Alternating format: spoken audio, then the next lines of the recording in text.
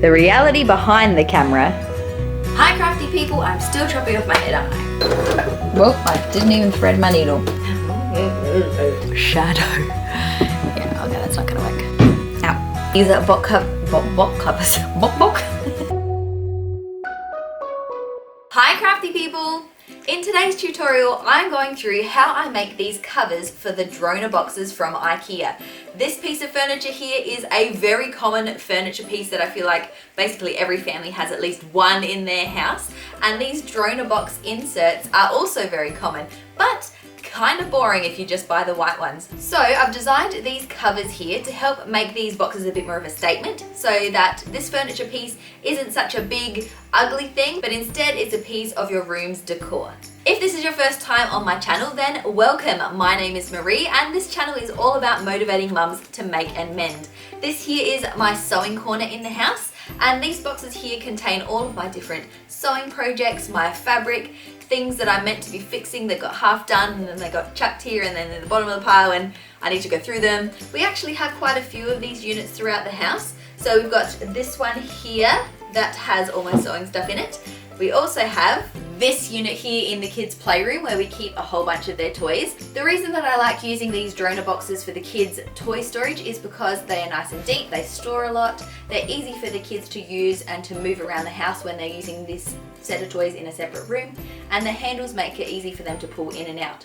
I've also made each of them a different colour and a different pattern, and they've gotten used to which colour is for which set of toys, which makes cleanup a lot easier. What? We done all the mess!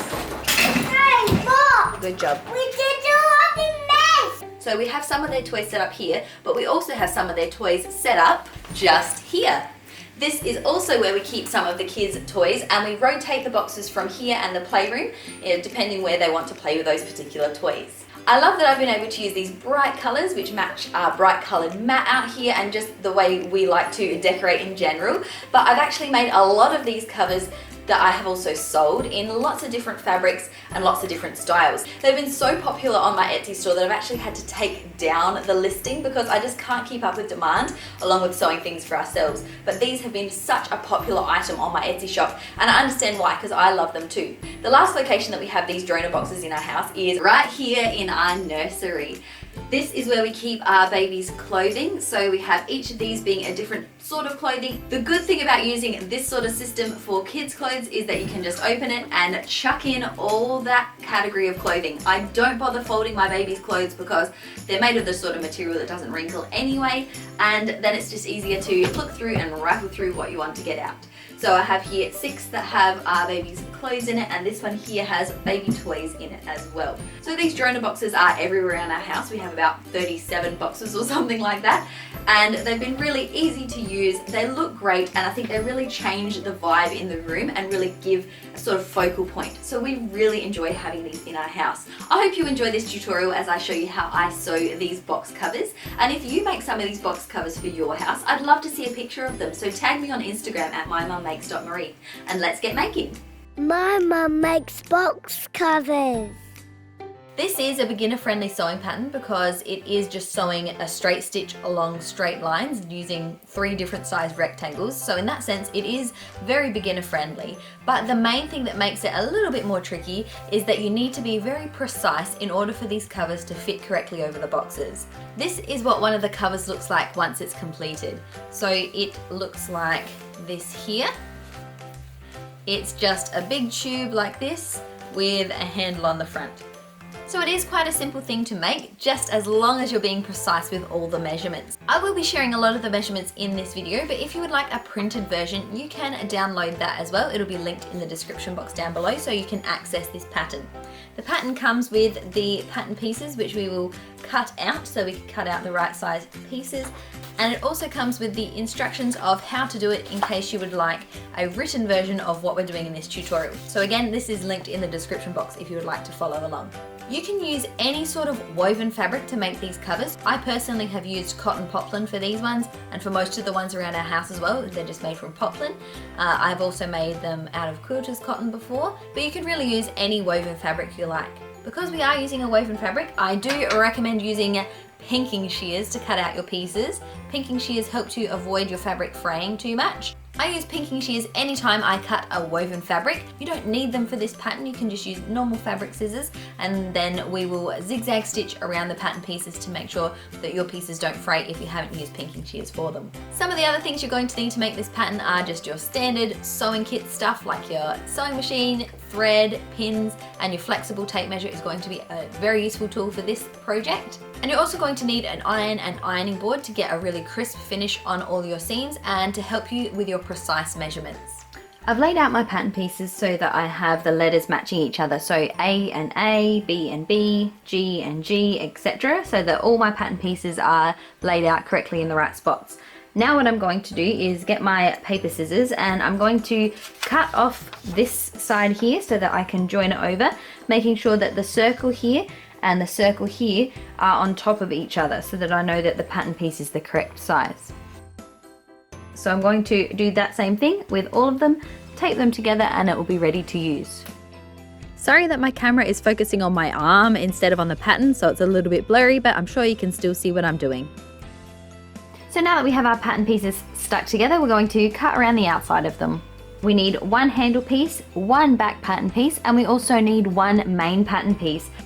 The main fabric piece of this box is the same height as this back piece, but it extends so that it's 109 centimeters long. So in order to cut out that main pattern piece, you need to lay out this back panel piece and draw around 3 sides, not drawing this finished edge, and then we're going to slide it along and trace the top and bottom, and then continue to slide it and measure until it gets to 109 centimeters in length in total. I'm going to be making 2 box covers out of this fabric, so I'm cutting out 2 of each of my pieces.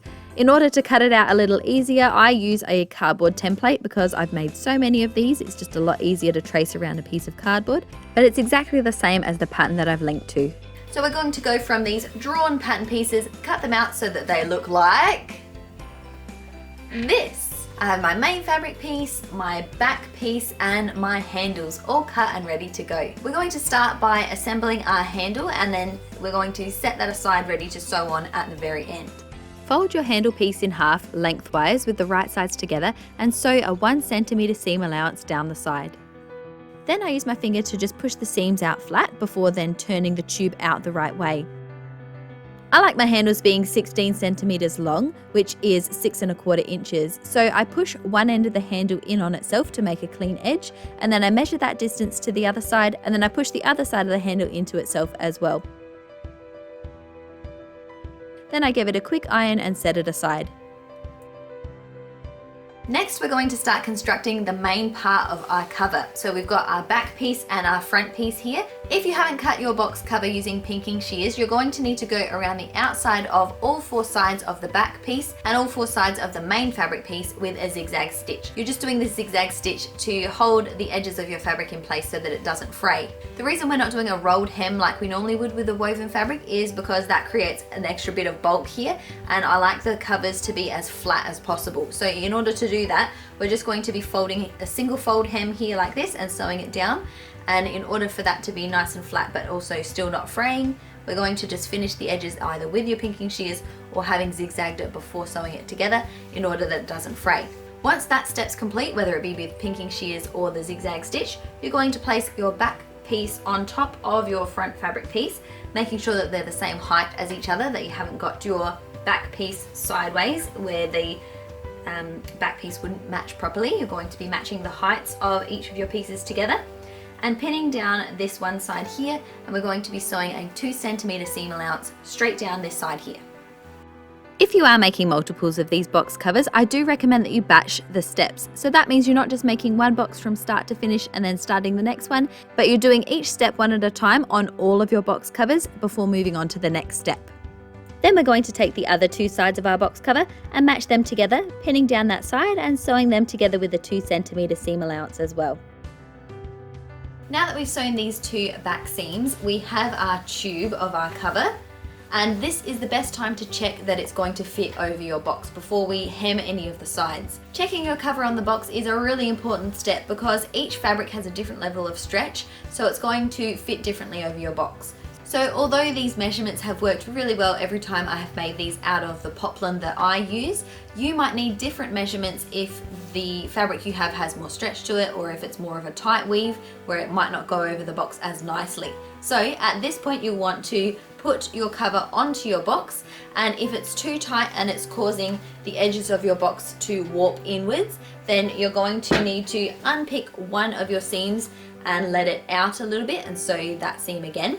Or if you're finding that you put it on the box and it's just a bit loose and wobbly, then you're going to need to again unpick one of your seams and tighten it by putting the seam in towards the box cover a little bit further.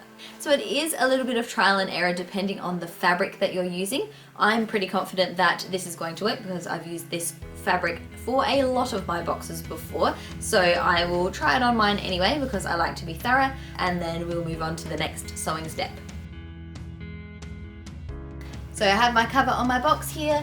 It's nice and snug so that when you're pulling the handle, it doesn't end up making the box cover slip too much, but it's not warping the shape of the box. So this cover is a perfect fit for this box. So I'm going to take the cover back off the box again, and the next step is going to be to iron our seams flat so that the seams are open before we hem the top and the bottom.